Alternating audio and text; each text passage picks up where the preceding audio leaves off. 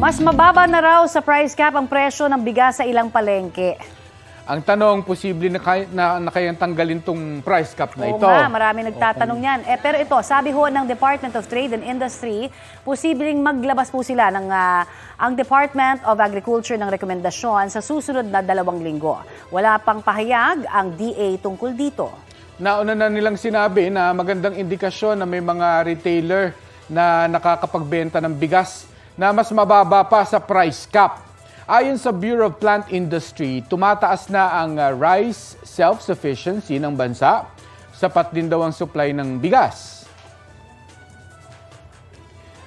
Mga higala diha sa Cebu City, balita para ninyo. Legit na Cebuano, no?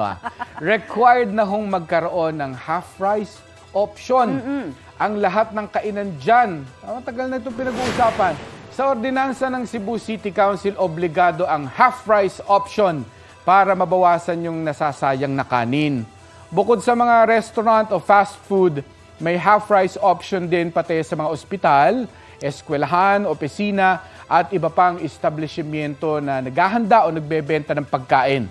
Ang Cebu City Health Office ang mag-iinspeksyon at magtitiyak na sinusunod ang half rice ordinance. May multang hanggang 5,000 pesos at posible pang masuspinde ang business permit ng mga kainan na lalabag dyan. Ay, napakahirap talaga kapag ang pinag-usapan natin kanin. Alam mo naman, rice is life, di ba? Oo nga. Pero maraming tututol, pero at some point, kailangan din natin ma-realize na ang laki pala, Mark, ng ating mga nasasayang, no, na kanin, no?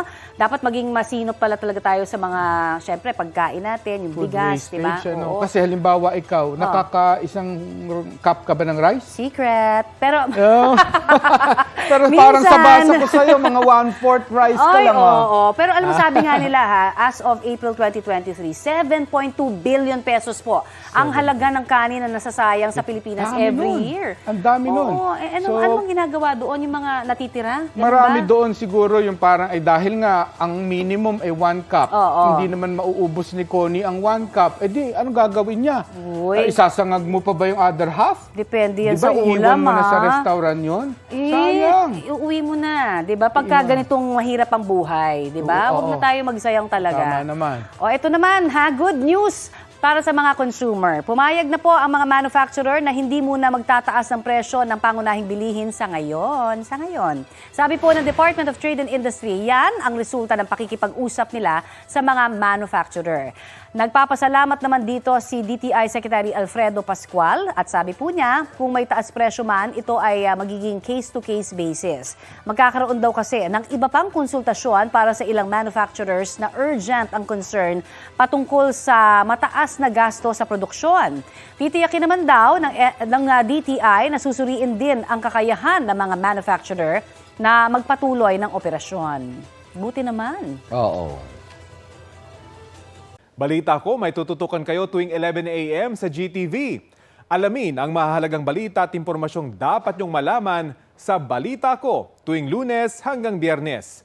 Mag-subscribe din sa GMA Integrated News sa YouTube.